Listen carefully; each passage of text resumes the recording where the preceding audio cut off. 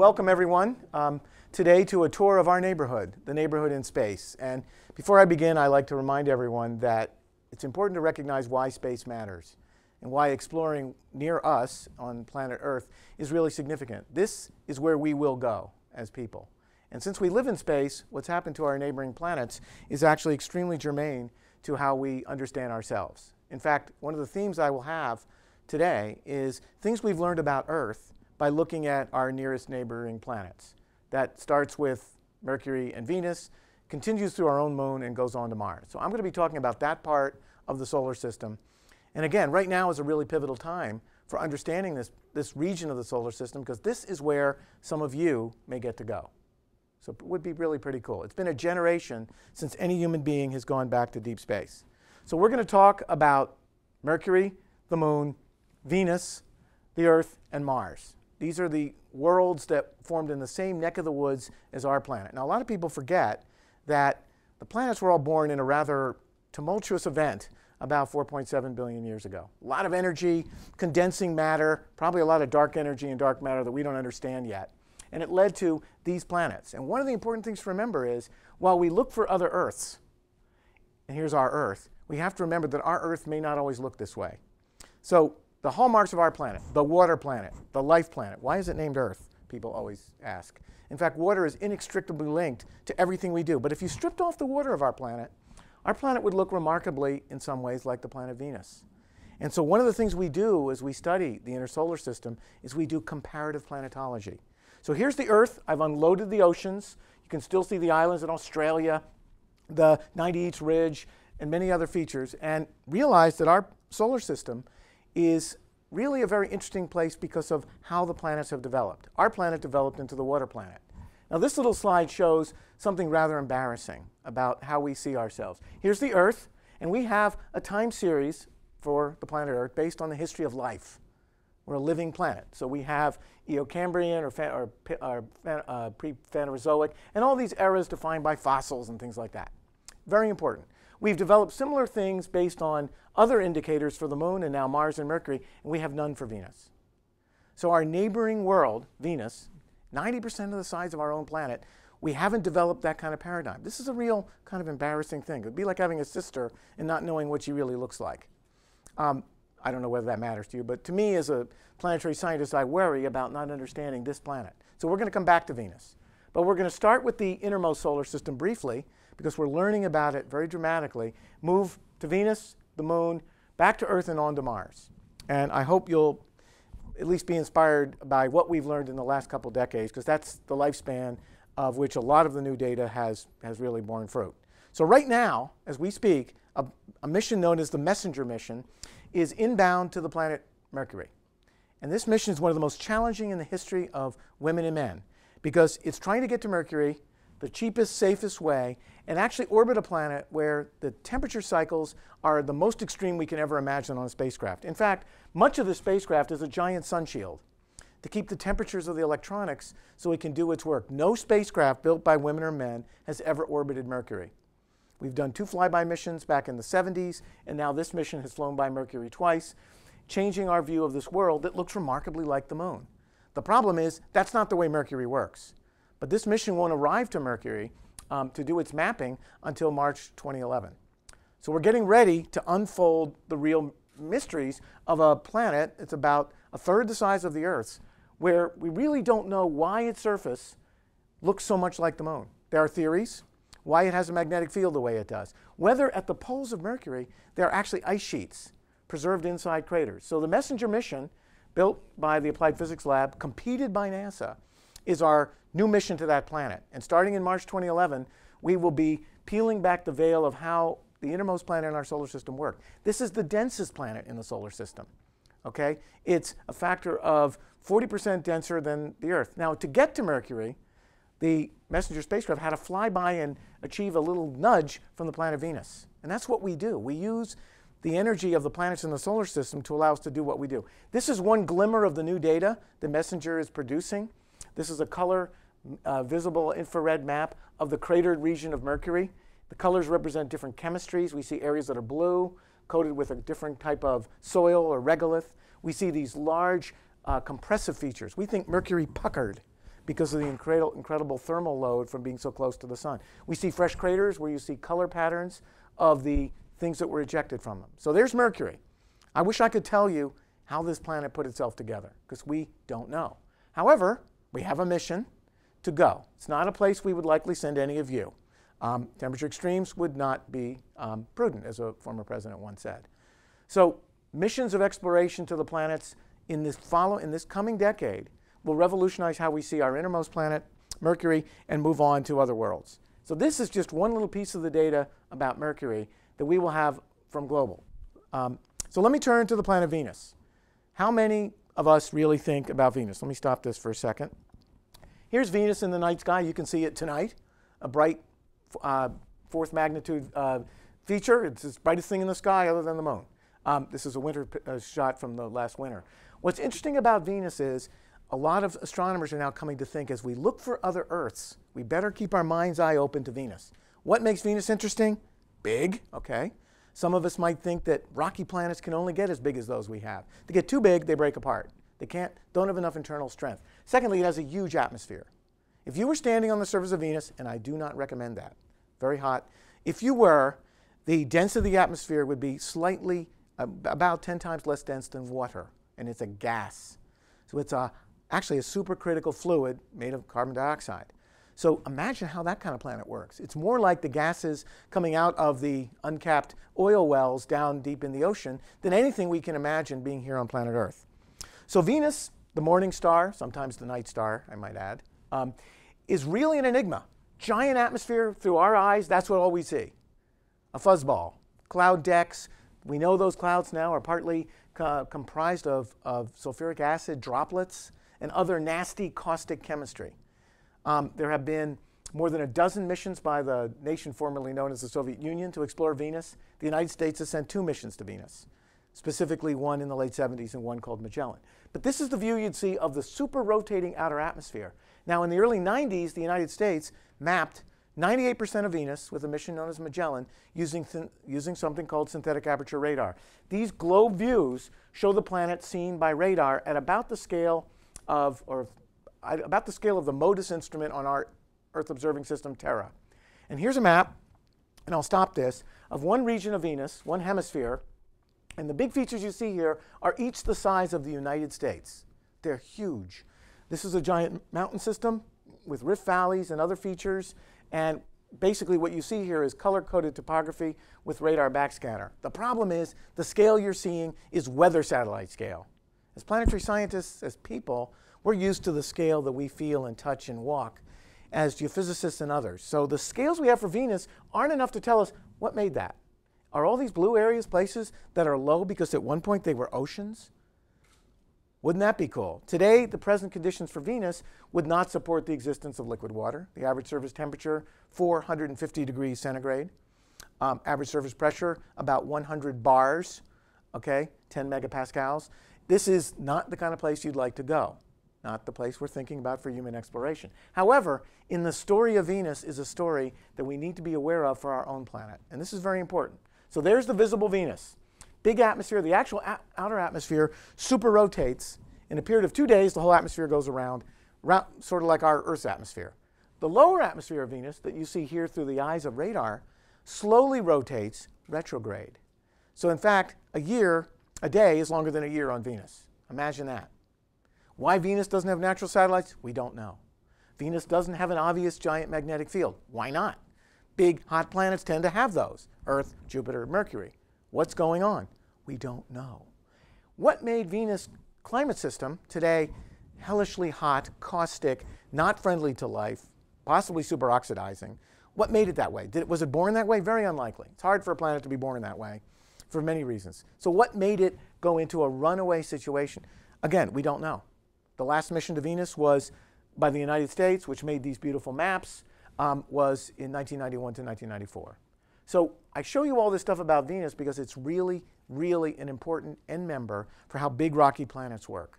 And some scientists at one point thought that all these mountain areas on Venus were like the mountain ridges of the ocean floor. And Venus is ripping itself apart and exuding energy through these chasmata, these canyons or chasms, the way the mid-ocean ridges do on Earth. Now, Maybe some of you have thought about mid-ocean ridges. I think it's important to say that our planet regulates its internal heat balance by a system of 45,000 kilometers of mid-ocean ridges, which come on land in Iceland, a little bit in Africa, and we see the hotspot traces of them in Hawaii and other places. If we did not have that system, our planet would be a lot hotter. The crust would have to conduct more of the energy of this big hot interior. That's not good. Would not be as good a place to live. Well, here we have an area, the United States would fit right here. Here we have an area called Avda Regio, part of Aphrodite on Venus, connected by all these deep, deep canyon systems, perhaps like mid-ocean ridges, or I'm sorry, mid-ocean trenches. But again, we don't know, because the scales we see are inadequate to resolve that. There are measurements of the Venus atmosphere measuring the isotopes of hydrogen that suggest Venus once had global oceans that would have filled all these low blue areas, oceans of water. That's a possibility. If it did, Venus may have been a habitable planet. In fact, early in the history of our sun, some scientists think the sun was less luminous, a little less hot. It sort of flares for a while, cools down, and then it, well, eventually dies. That Venus would have been right in the habitable zone. Imagine that. Two big rocky planets with oceans in the habitable zone. One went one way, the other went the other. So as we look at the Venus atmosphere and the Earth atmosphere, we're reminded that there's a lot of the story at scales that we people need to get our grips on. So this is an artist rendering, because we don't have any data, of what the hilly ridge plains of Venus, these areas we call tessera, might look like. There's even new data suggests Venus may be erupting today, like the volcanoes on Earth, like the ones at Eyjafjallajökull in Iceland or other places. This is a possibility. Again, without robotic remote sensing, understanding what these weird landscapes, here's a giant impact crater on Venus, this is the spiderweb terrain. Understanding all this stuff is hard. I mean, if I showed you those maps and pictures made by landers that look like this, you can recognize the Russian writing on those landers, you'd wonder. In fact, the longest surface operation on the planet Venus in the history of humans that made this image was for roughly 2 hours. So imagine having to do all your work, whatever you're doing, in 2 hours. It's kind of like a sprint. Here you see the lander view from the Soviet missions in 1982, CCCP, USSR, lens cap, of course it fell off, good thing, and the view from the other one. So this is our complete data set. You've just seen it in 10 seconds of the surface imaging of the planet Venus. In contrast, for Mars, we have a terabit of images from the rovers and other things.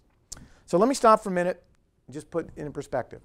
Biggest other planet in our solar system that's rocky, Venus. Jupiter's a gas giant, of course, Saturn, and others. We know less than we did in perspective about Venus than we did about the Earth probably in the 1940s. So in the space age of the last 51 years, we haven't filled in the textbooks on Venus. Who knows what it might tell us about how our own climate system works. So here's Earth, large climate system recorded in the atmosphere. This is from a shuttle flight, and you can see our moon. Now, one of the things interesting about the Earth is we have a very large natural satellite. Now, a generation ago, when I was younger than you guys, we actually sent multiple human voyages to the moon. And you might say, why did we do that? It was brash, brave, bold. We went to the moon because, in fact, it was better for us to develop the systems for people to go fly to the moon in command service modules with capsules than robotically. We actually, those days, did not have the robotic capabilities to do what we do today. You guys have grown up in a generation of robotic IT infrastructure. When we went to the moon and saw landscapes like this, from the field of view you'd see flying over, we went with human eyes the first time in December 1968. So the Apollo program took us to the moon. And you might say, well, you know, what did that do for me? Well, aside from Tang and Teflon, what it did do for the United States was develop not only precision navigation, which we use now, been mapped into GPS, but it also developed the first large-scale integrated circuits, which we needed to go to the moon. Here you see Buzz Aldrin coming off the lander on the first visit to the moon on Apollo 11. We, of course, erected aluminum guy wire flags. It was a big engineering challenge to do that, by the way. We developed the highest land speed cars on another surface, the Lunar roving vehicles. And we went to the moon and brought back a legacy of a history of another world in 890 pounds of rocks.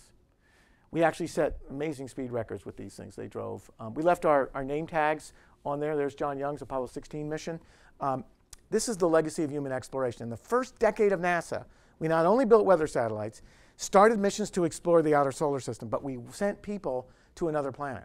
Now, how many of you realize the last time any women or men ever left the protective magnetosheath of our planet was 1972 on these missions? Now, let me stop here. This is a famous picture. In November of 1969, the second of the Apollo surface missions, Apollo 12, Commander Alan Bean went and sampled the lens of a robot we had sent to the moon 3 years before. You might say, okay, sounds pretty cool. He actually landed about 180 meters from, with his lander craft, the LEM as it was called, 180 meters from that, across a distance in space of 400,000 kilometers. Now, do a little math, pretty good navigation to go that far in deep space and land that far. We were then in a missile race. Apply that to the missile race of the late 60s. I think you can all do the math. This was one of the greatest technology feats in the history of the 20th century. Precision navigation on another planet across the abyss of deep space. We actually discovered that the lens of that vehicle had been contaminated with a type of bacteria that survived 3 years in deep space, no air, water, deep space radiation, solar flares, came back, put it in a petri dish, cultured it, grew. So life is tenacious. And we worry about that as we explore planets where we're asking, are they alive? What if we bring ourselves to those planets and then we discover that we're there? Okay, that's a great result. So as we think about astrobiology, where life works, even on the moon, an absolutely airless world throughout its history, we brought life there, not only us in Commander Bean, but in others. So this was a major thing. This is my favorite picture of the moon. This is 6 kilometers looking back at the spacecraft that carried Apollo 17 to the moon across the hills of Taurus Littrow. That was the walk-back distance. If all had gone bad, the guys had to walk back that far to get home. Of course, we drove around, we sampled rocks, we did a lot of geology. I'm a geologist. This is really significant to me. One thing we learned about the moon, it's old. The first rocks told us, famous picture, that when we look at the moon, we're looking at a surface that's frozen in time. It's a fossil planet. Everything you see, including the seismic network we stood up, is recording a history of something like 3.7, 3.8 billion years. How many rocks have any of you seen that are that old? None. The first billion years of Earth history has been wiped. So the attic of the Earth is recorded in the story on the moon. And that told us a lot about ourselves. Here's a famous picture as we left the moon for the last time, coming home to the Earth. So that's the last time people have gone into deep space. That's a bold thing. Now, this is what it looked like landing. Of course, you've all heard the story of what Neil Armstrong had to do to free fly his vehicle. I love to show the drive. The land speed record here was about 16 kilometers an hour. Just for scale, the Mars exploration rovers move about a 50th of that in their speed. So these guys were trucking. They actually had to build new hubcaps a couple times because they went a little fast. But again, it was really a great way to explore. In their trips, and you see how rocky and bumpy it was going along the moon, they actually covered on one mission in Apollo 17, 27 kilometers. Now, stop here for a minute. 27 kilometers in one 7-hour extravehicular activity event. Have we gone 27 kilometers on Mars with the Mars exploration rovers yet? No. And we've been driving for 5.5 years. So one day, 27 kilometers, out, back, collect the rocks, come back. We people like to explore fast, particularly in tough places. This is the now, why me generation. That's important. When you move things to the robotic time space, you can freeze time. You can move more slowly. And so one of the things we do in exploring planets and the deep sea floor is we change the time scale. So if it takes a week for a rover to go 100 yards, well, too bad. We'll wait. The robot is doing the job. So the moon now is a new place. It's a new place because of an armada of robots that have gone to the moon in basically the last 5 years. It started with the Japanese. A brilliant mission known as Kaguya, also called Selene, has been at the moon. It ended its mission last summer, but it produced beautiful HD TV quality fly-arounds of places on the moon. These are some of the biggest mountains on the moon. These are 4-kilometer high central peaks of the crater Tycho. The crater Tycho, we think, was formed about 95 million years ago when dinosaurs roamed the Earth. So this is a real mountaineering peak. John Grunsfeld, the astronaut who served to Hubble, he'd like to go climb the Mount Tycho, or whatever we call it. But this data was collected by the Japanese mission that started in ushering ourselves back to the moon. So why go back to the moon? Everything on the moon happened a long time ago. The reason is the moon is a history book. On Earth, we're interested in what happened in the last, since the dinosaurs, since we've roamed the planet. But on the moon, we're interested in other things. For example, before the mission known as LRO that NASA Goddard launched, this was the best topography of the moon. If you wanted to land there, your accuracy of that landing site was good to 1,000 feet. So imagine coming in to land in Washington, saying, well, we hope the airfield's within 1,000 feet. Wouldn't be the safest landing. Now we have new maps that not only look better from an instrument built here at NASA Goddard on the Lunar Reconnaissance Orbiter, but the quality vertically is good to about a foot. So we can now plan landings more safely.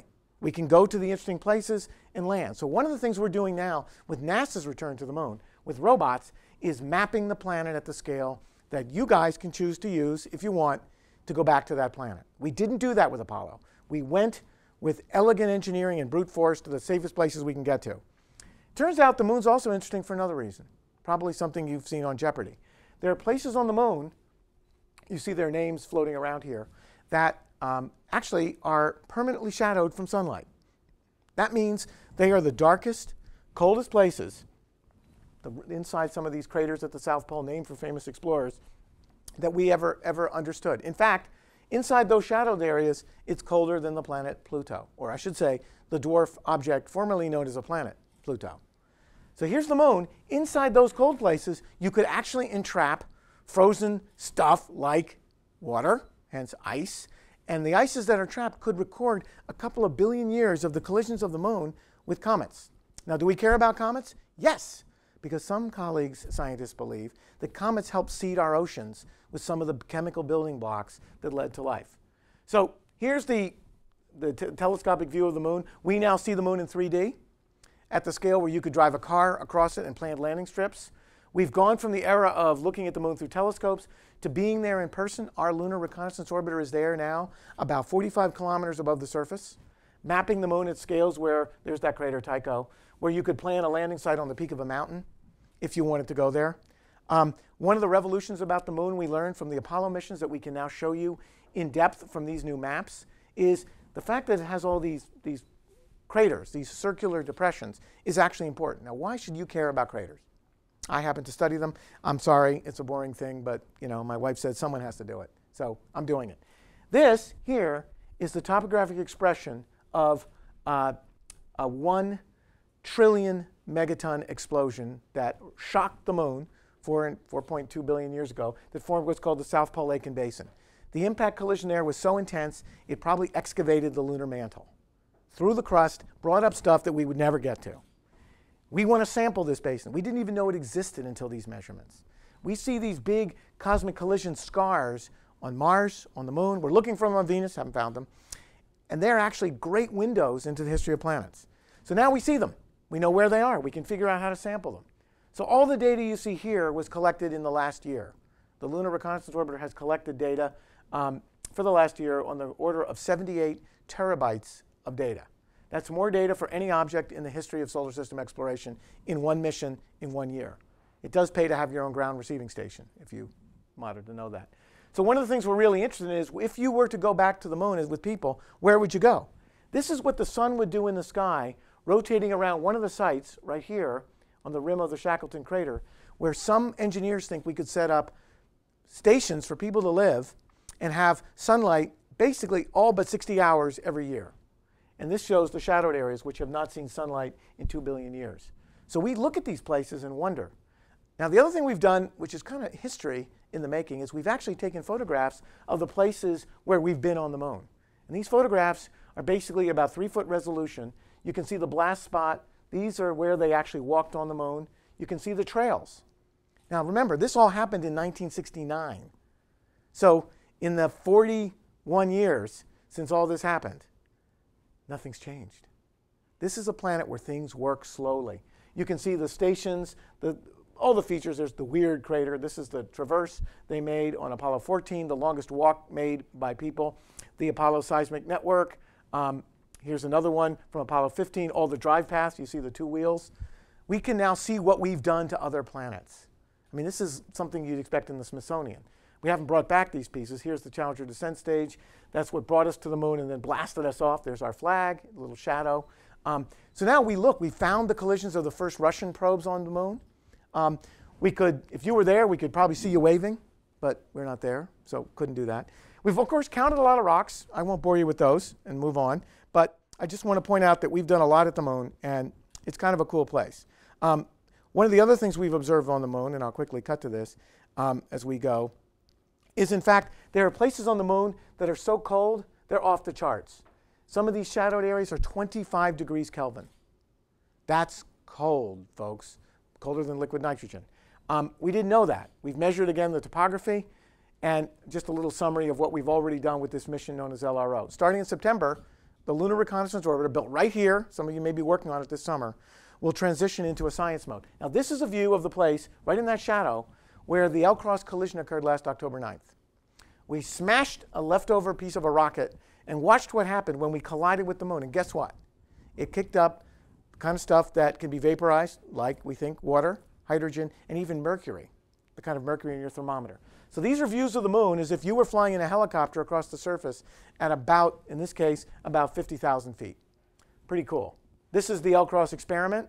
It was co-launched with LRO. It took its time getting around to the moon. This is the flight dynamics that is something that's pretty amazing that we can do.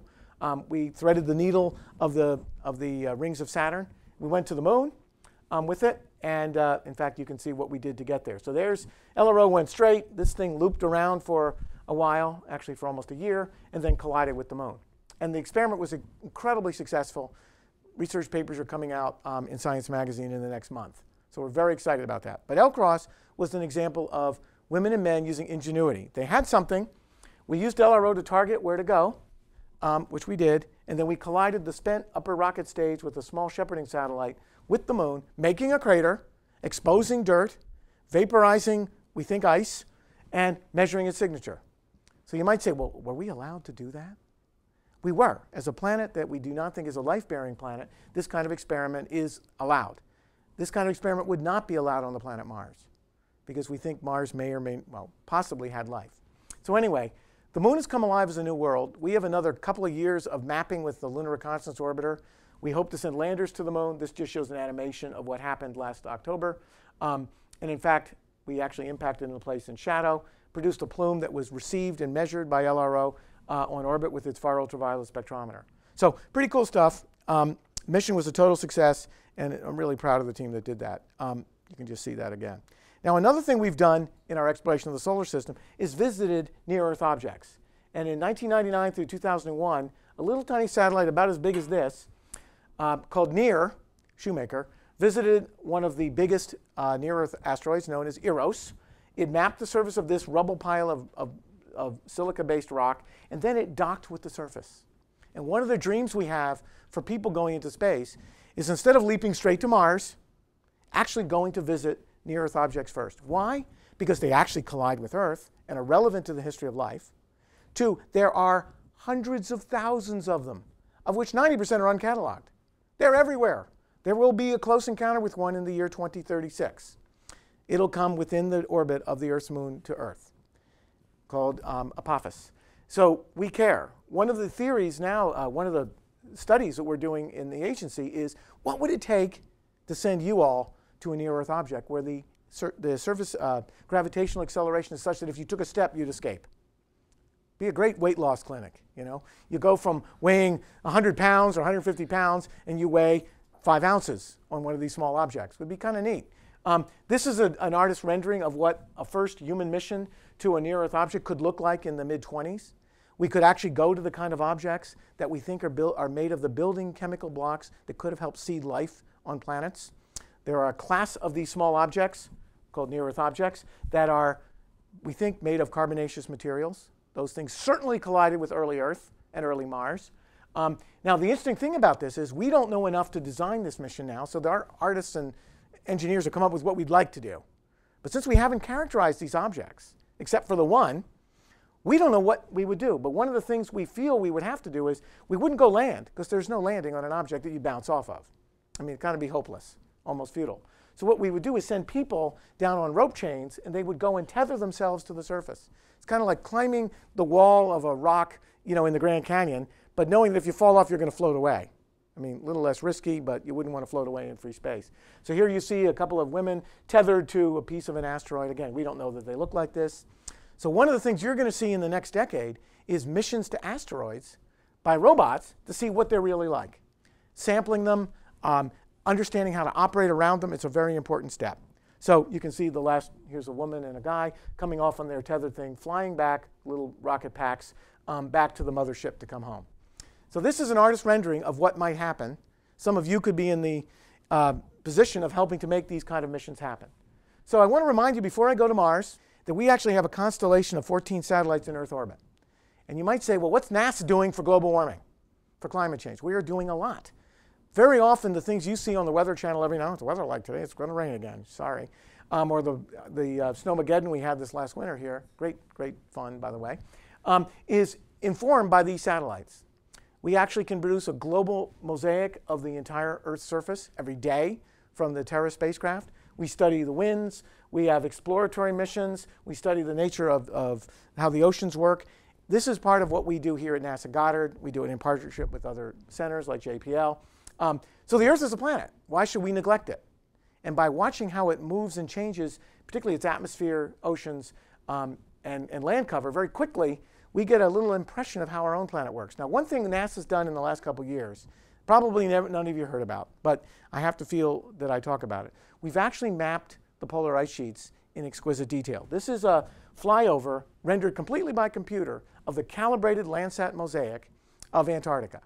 It's a fingerprint for the state of ground-covered ice for our planet. If that changes too much, that tells us something.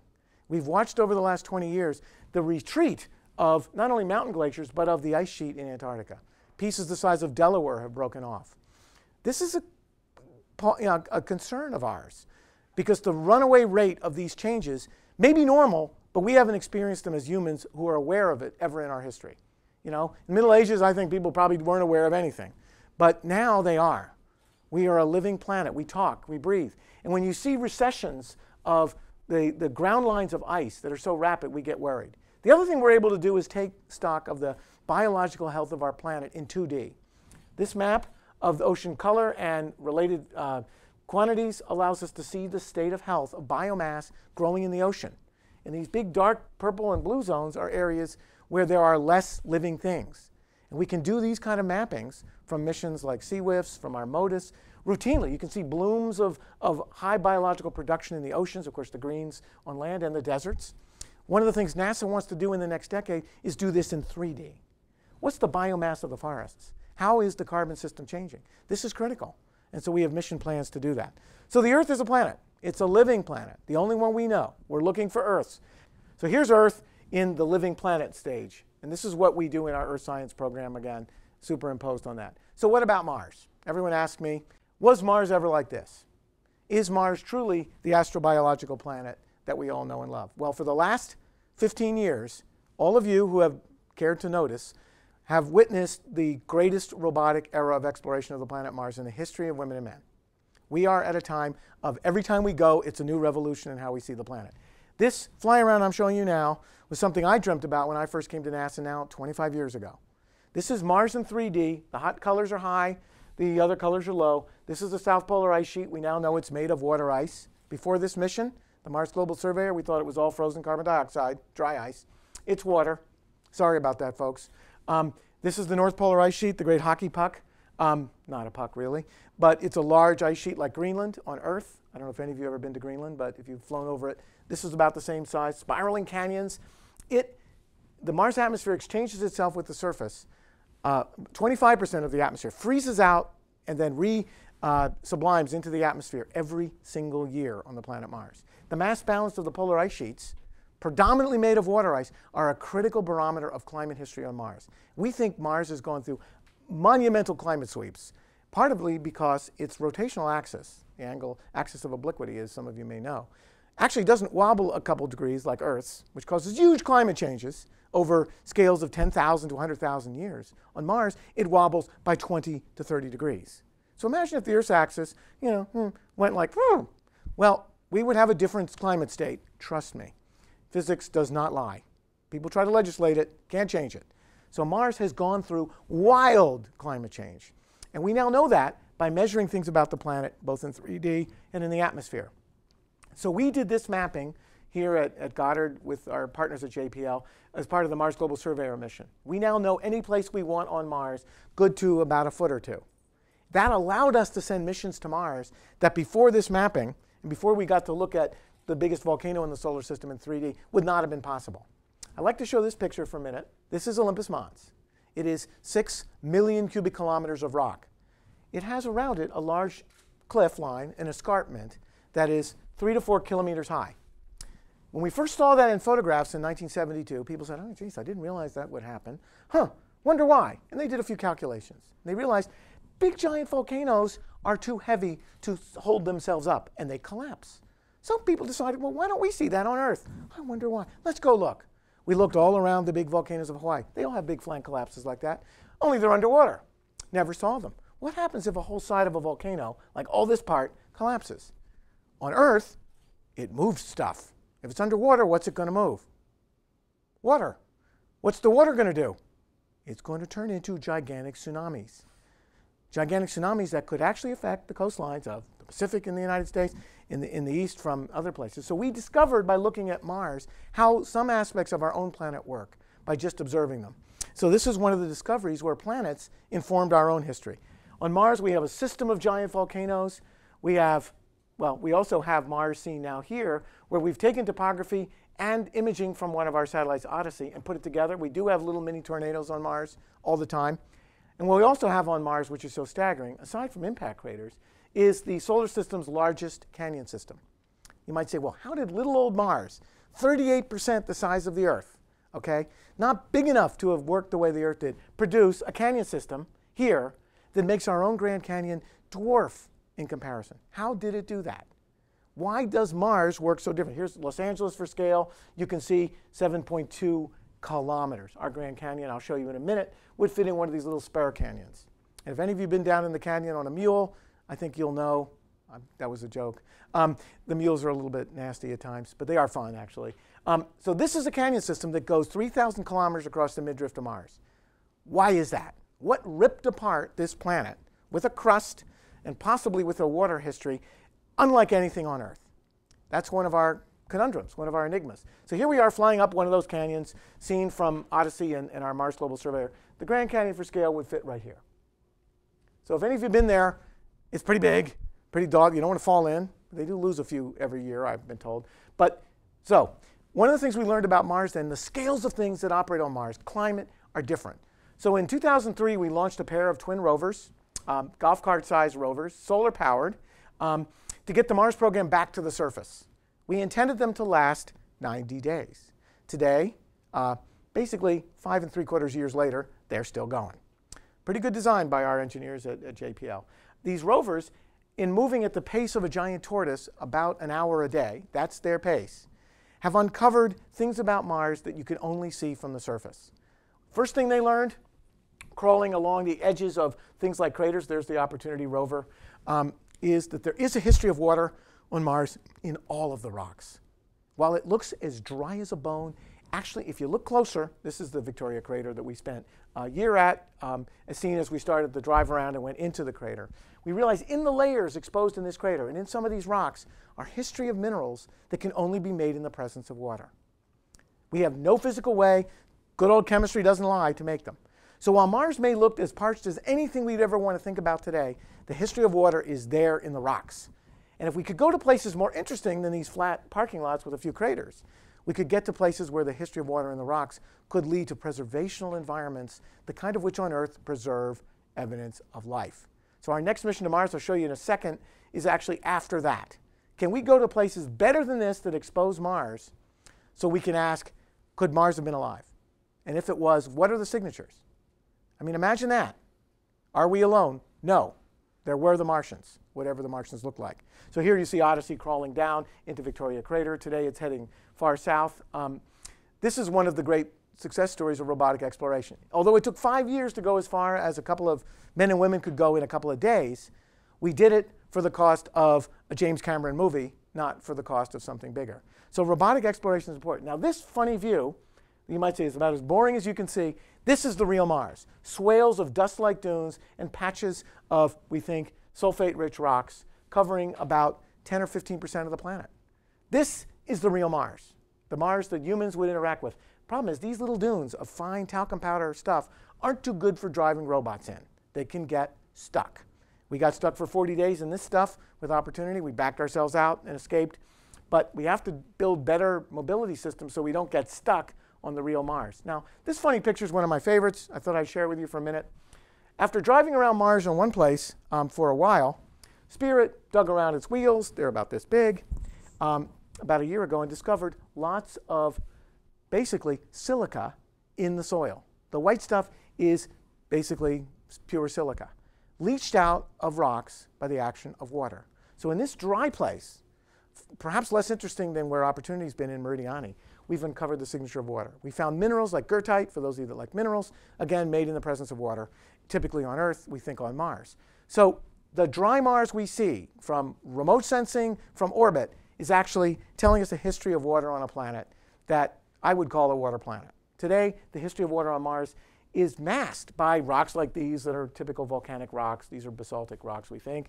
And so it's beguiling, as Shakespeare once said.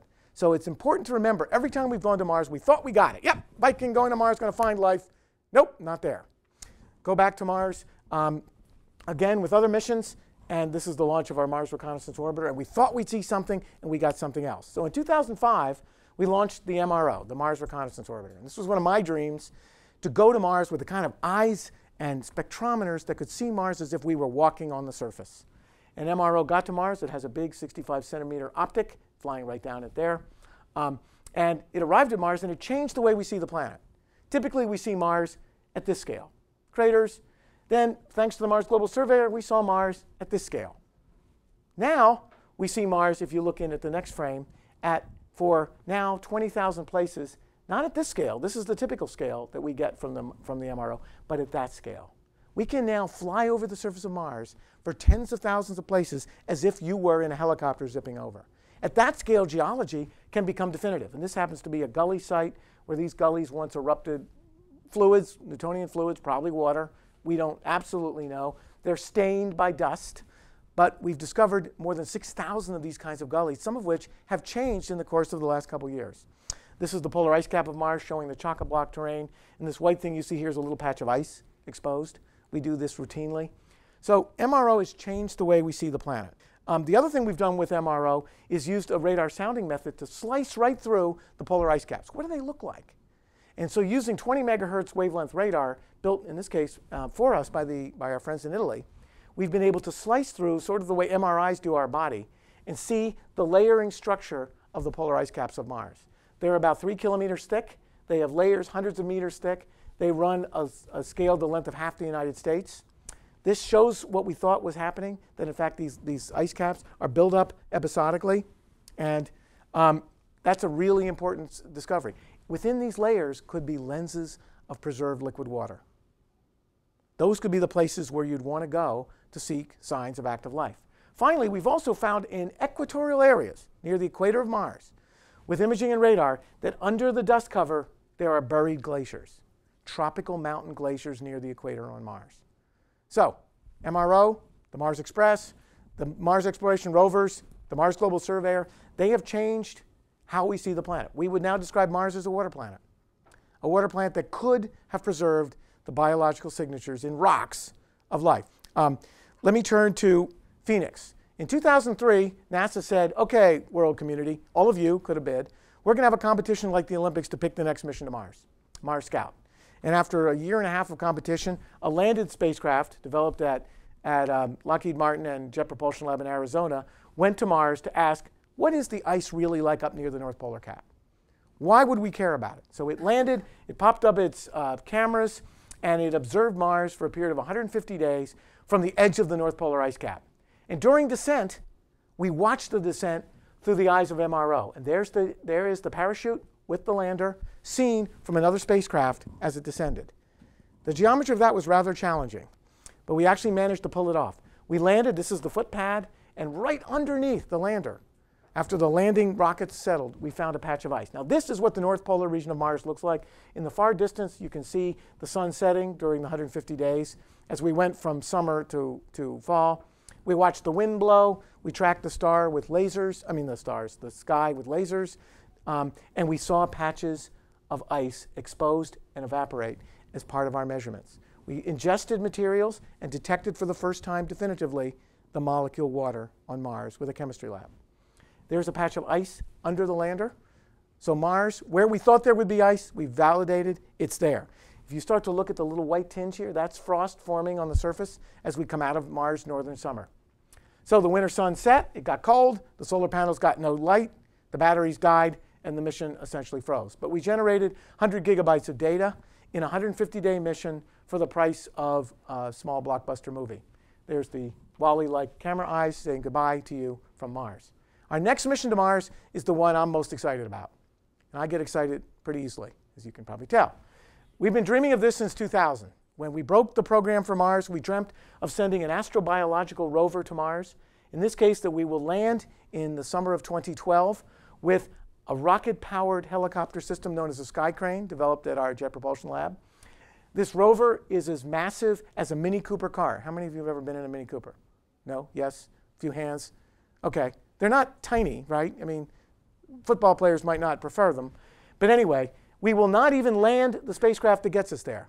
We will drop the rover down on a winch, and then we will measure rocks without even going to them. By firing a laser beam and ionizing the surface of a rock, we will measure what they're made of. This is, like Star Trek does Mars.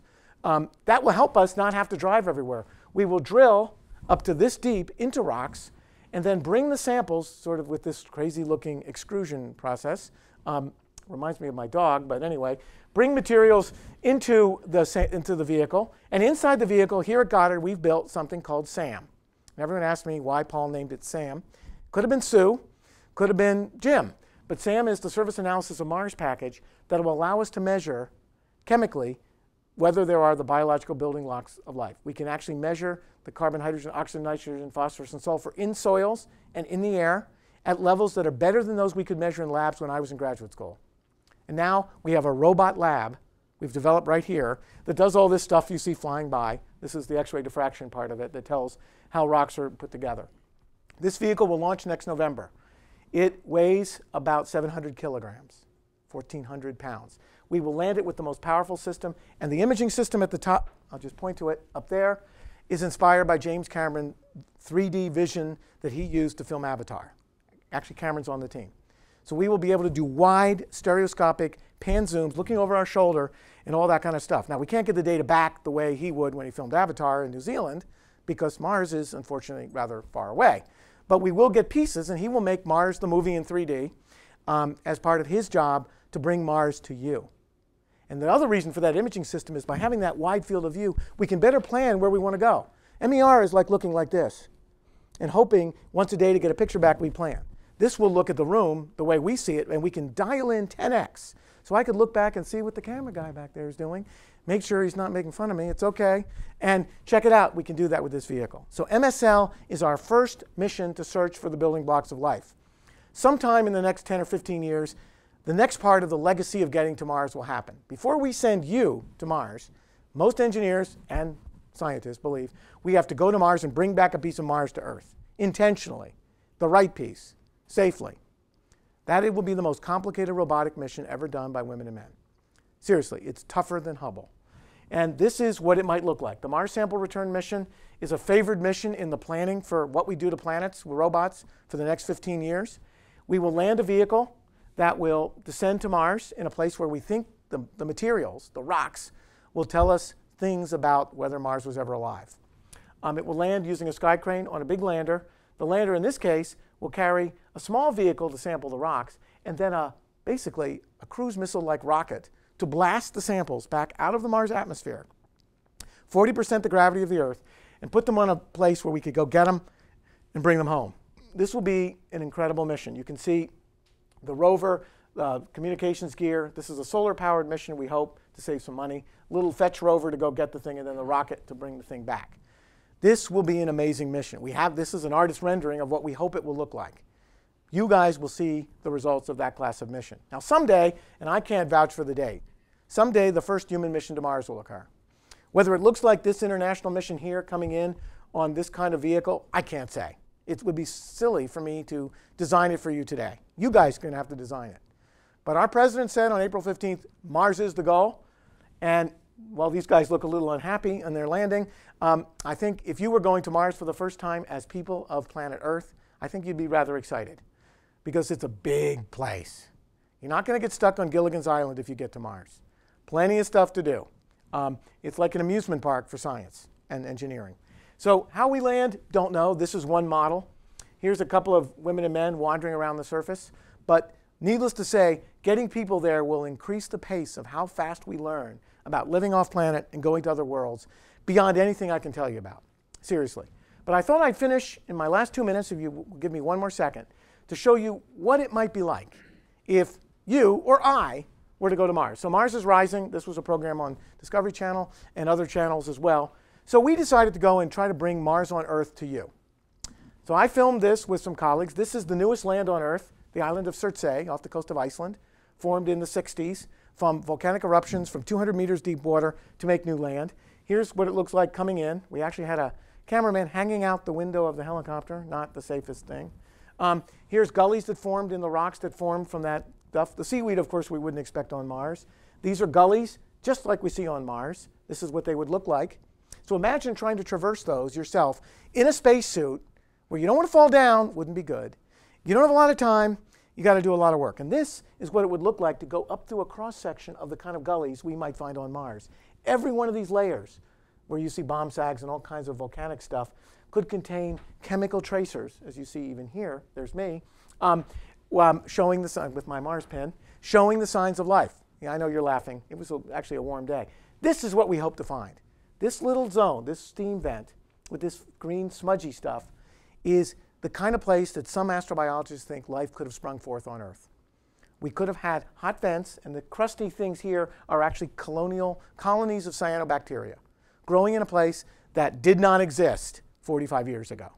So Surtsey is the kind of place where we get in one little area a microcosm. In other places in Iceland, which are amazingly accessible as a place to think about Mars on Earth, you can wander right up to a place where the geothermal energy that makes new crust under the ocean in 40,000 kilometers of mid-ocean ridges comes on land.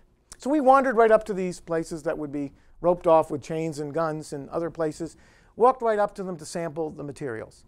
This would be our dream for Mars. These hot springs we find in places like Iceland, Hawaii, deep in the seafloor, here blowing steam and gases, are the kind of place where some scientists believe life could get its cradle. It's warm, it's wet, it's full of energy, it's full of nutrients. There you see a little microvolcano. That's my finger going over it. All of these are interesting minerals involving sulfur and iron, the bubbling bud pots. Again, we think we see mineral expression of these kind of things like that on Mars today from orbit. So if that happened from orbit, and we can see it, then what's it like when you go up close? Well, we don't know. We haven't been. They're harder to get to.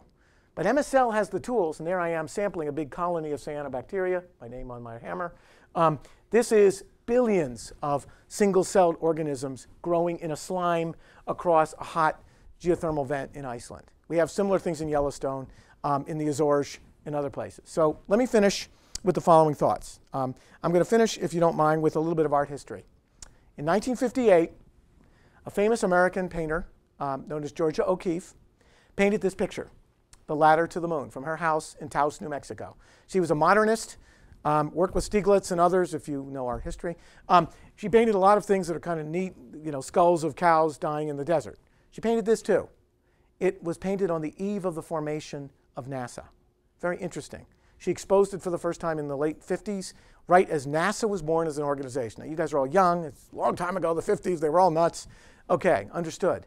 But her vision for that painting, A Ladder to the Moon by People, was resolved within a decade. Within a decade, Americans flew in orbit around the moon on spacecraft, Apollo 8. And within another year, we landed on the surface of another world. No human being has been back since.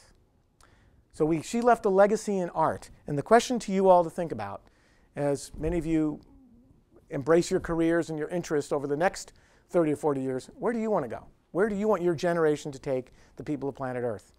Lots of places to go. The legacy in space is an interesting thing. We live in space. Our planet is pummeled by cosmic collisions, by the effect of the sun, by how our planet was even potentially seeded with the building blocks of life. We don't know the answers.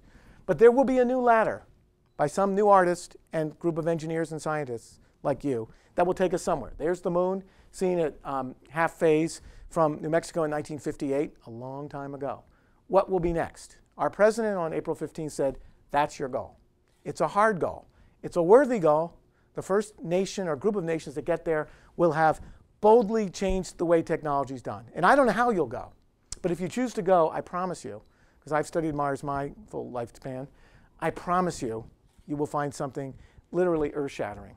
So it's a big solar system. We started with our own planet and looked at a lot of these worlds. Enigmatic Venus, tempting Mars, our own world. A lot to learn. But I think now is the time, in this time of scientific revolutions on these worlds, to think about where you're going to go.